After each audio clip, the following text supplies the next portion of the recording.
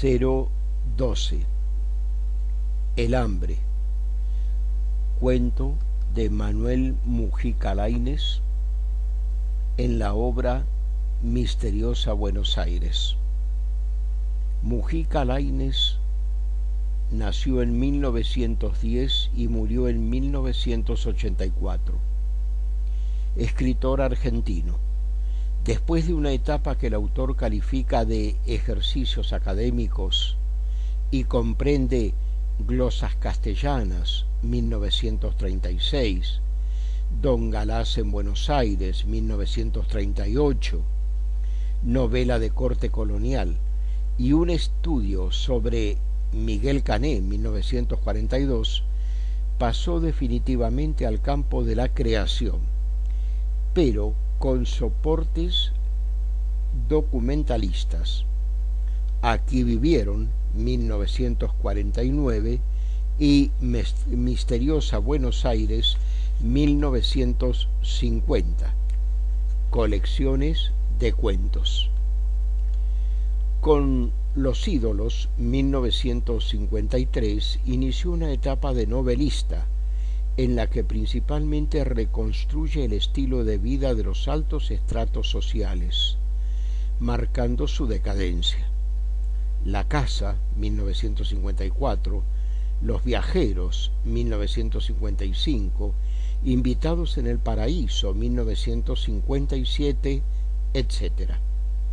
Su relato, Bomarzo, 1962, que sirvió de argumento para una ópera de Ginastera, representa una vuelta a su vertiente documentalista y arqueologizante, con la Italia renacentista como tema.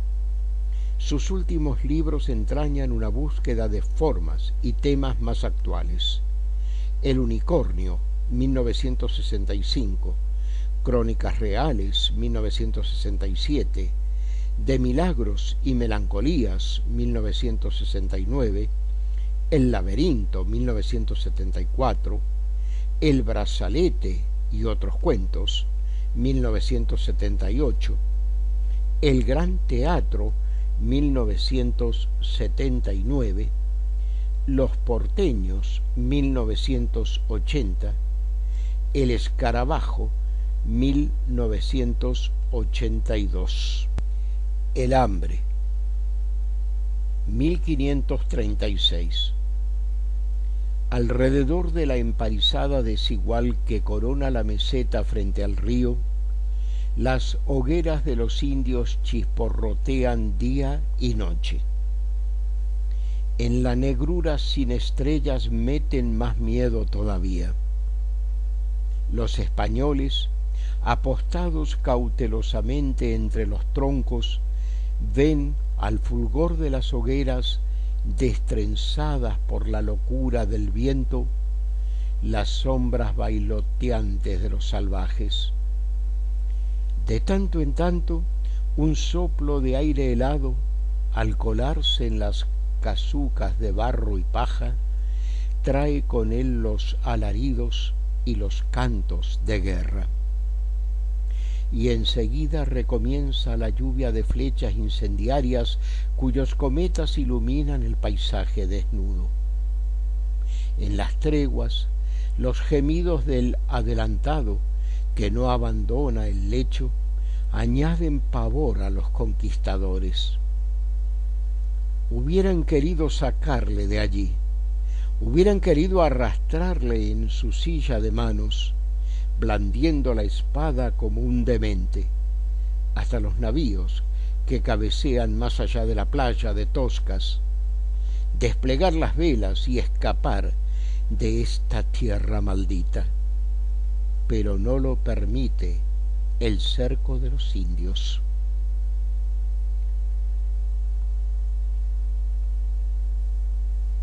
Y cuando no son los gritos de los sitiadores ni los lamentos de Mendoza, ahí está el angustiado implorar de los que roe el hambre y cuya queja crece a modo de una marea, debajo de las otras voces, del golpear de las ráfagas, del tiroteo espaciado de los arcabuces, del crujir y derrumbarse de las construcciones ardientes.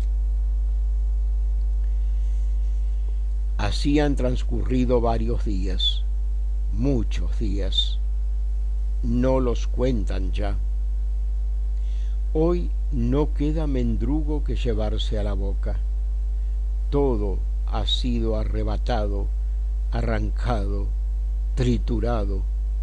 Las flacas raciones primero, luego la harina podrida, las ratas, las sabandijas inmundas, las botas hervidas, cuyo cuero chuparon desesperadamente. Ahora jefes y soldados yacen por doquier, junto a los fuegos débiles o arrimados a las estacas defensoras. Es difícil distinguir a los vivos de los muertos.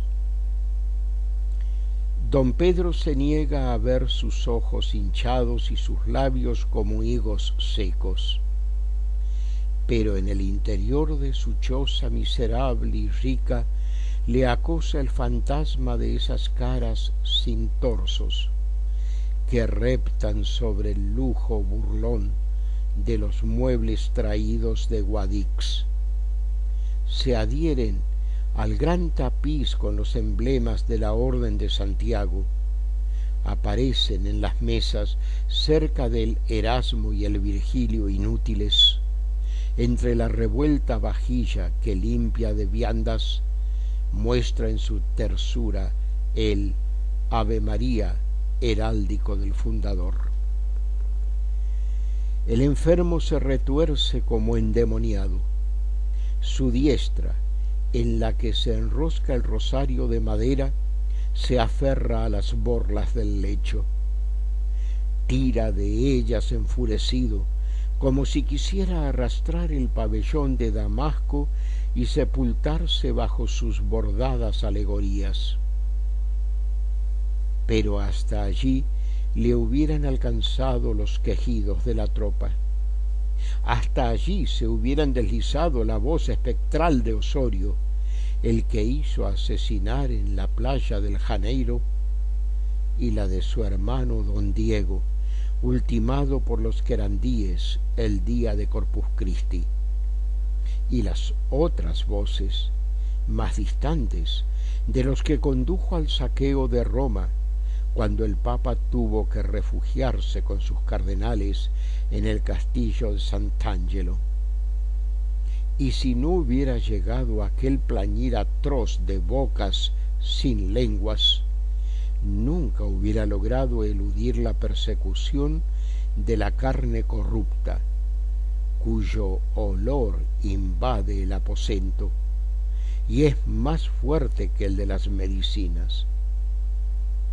Ay, no necesita asomarse a la ventana para recordar que allá afuera, en el centro mismo del Real, oscilan los cadáveres de los 3 españoles que mandó a la horca por haber hurtado un caballo y habérselo comido.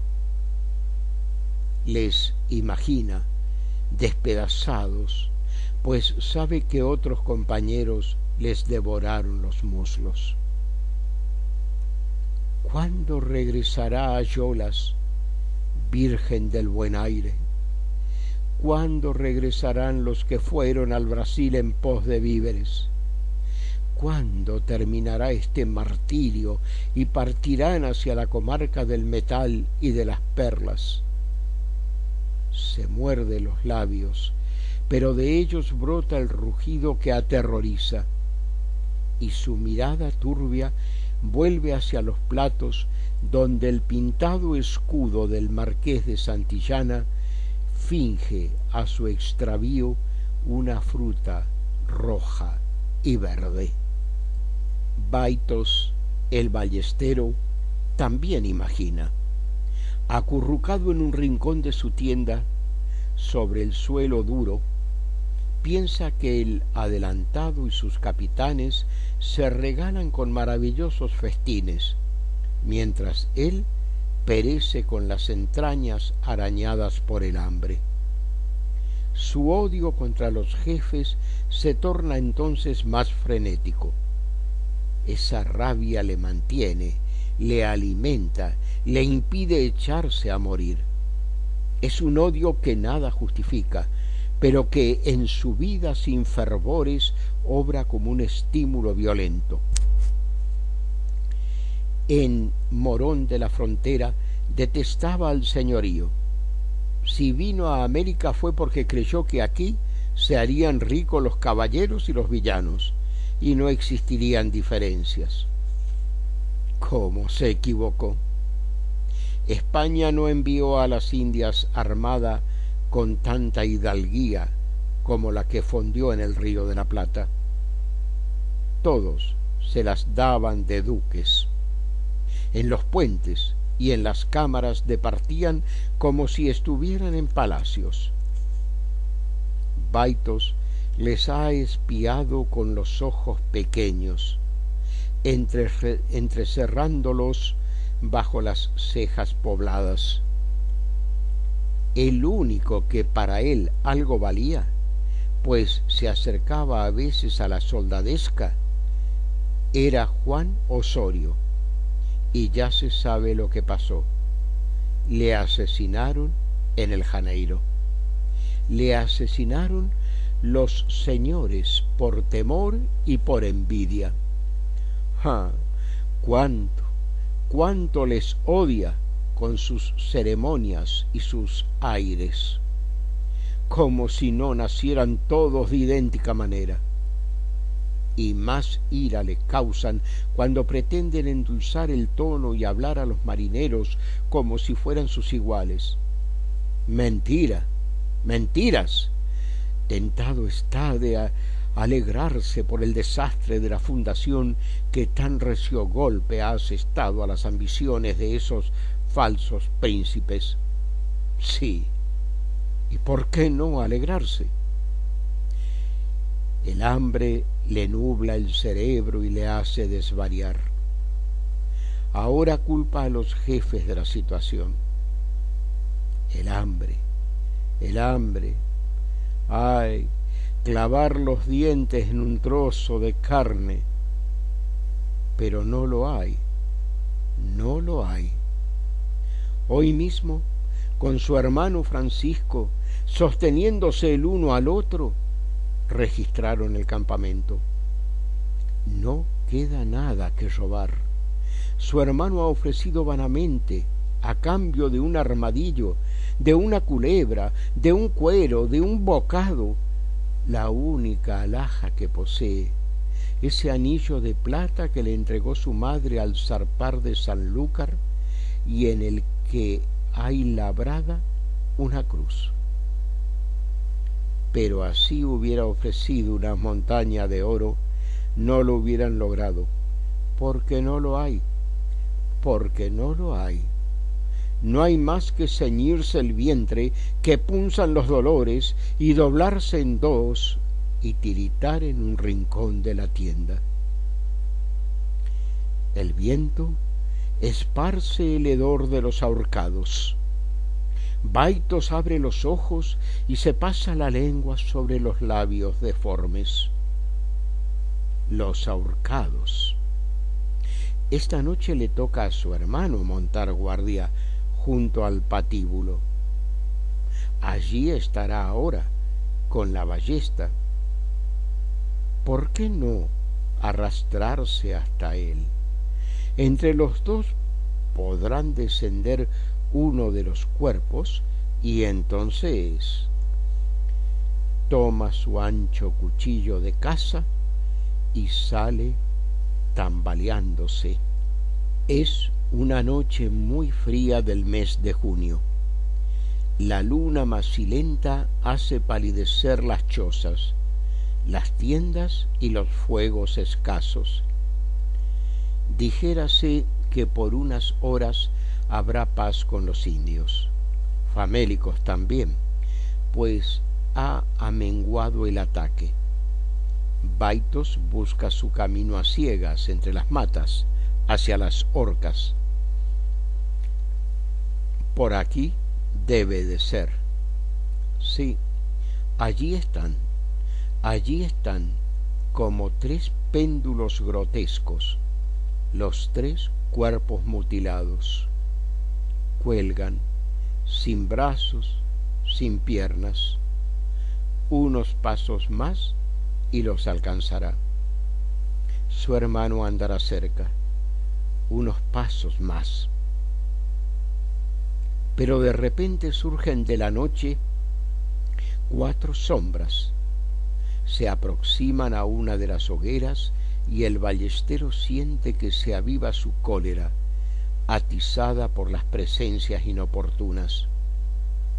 Ahora les ve. Son 4 hidalgos, 4 jefes. Don Francisco de Mendoza, el adolescente que fuera mayordomo de don Fernando, rey de los romanos, don Diego Barba, muy joven, caballero de la Orden de San Juan de Jerusalén, Carlos Dubrín, hermano derecha de nuestro señor Carlos V, y Bernardo Centurión, el genovés, antiguo cuatralbo de las galeras del príncipe Andrea Doria. Baitos se disimula detrás de una barrica. Le irrita observar que ni aun en estos momentos en que la muerte asedia a todos, han perdido nada de su empaque y de su orgullo. Por lo menos lo cree él así. Y tomándose de la cuba para no caer, pues ya no le restan casi fuerzas, comprueba que el caballero de San Juan luce todavía su ropa cota de armas, con la cruz blanca de 8 puntas abierta como una flor en el lado izquierdo, y que el italiano lleva sobre la armadura la enorme capa de pieles de nutria que le envanece tanto. A este Bernardo Centurión le execra más que a ningún otro. Ya en Sanlúcar de Barrameda, cuando embarcaron, le cobró una aversión que ha crecido durante el viaje. Los cuentos de los soldados que a él se refieren fomentaron su animosidad. Sabe que ha sido capitán de 4 galeras del príncipe Doria y que ha luchado a sus órdenes en Nápoles y en Grecia.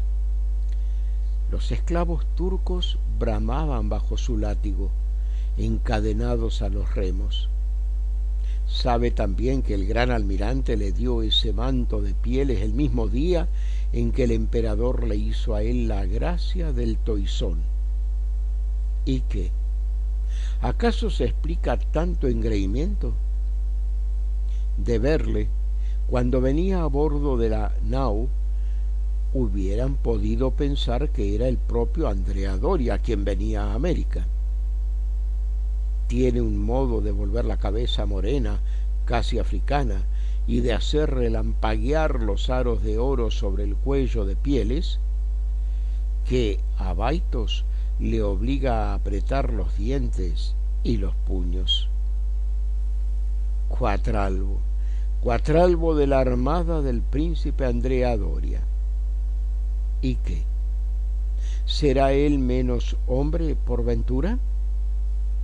También dispone de 2 brazos y de 2 piernas y de cuanto es menester.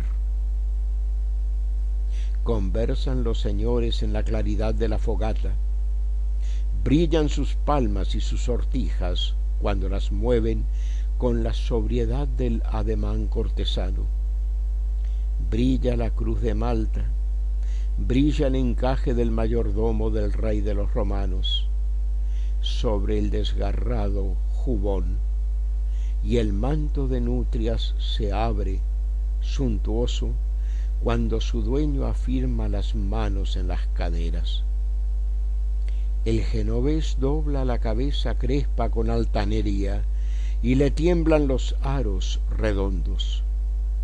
Detrás, los 3 cadáveres giran en los dedos del viento. El hambre y el odio ahogan al ballestero Quiere gritar, mas no lo consigue y cae silenciosamente desvanecido sobre la hierba rala. Cuando recobró el sentido, se había ocultado la luna y el fuego parpadeaba apenas, pronto a apagarse. Había callado el viento y se oían remotos los aullidos de la indiada. Se incorporó pesadamente y miró hacia las horcas. Casi no divisaba a los ajusticiados. Lo veía todo como arropado por una bruma leve. Alguien se movió muy cerca. Retuvo la respiración y el manto de nutrias del capitán de Doria se recortó, magnífico a la luz roja de las brasas. Los otros ya no estaban allí. Nadie, ni el mayordomo del rey, ni Carlos Dubrin, ni el caballero de San Juan. Nadie. Escudriñó en la oscuridad.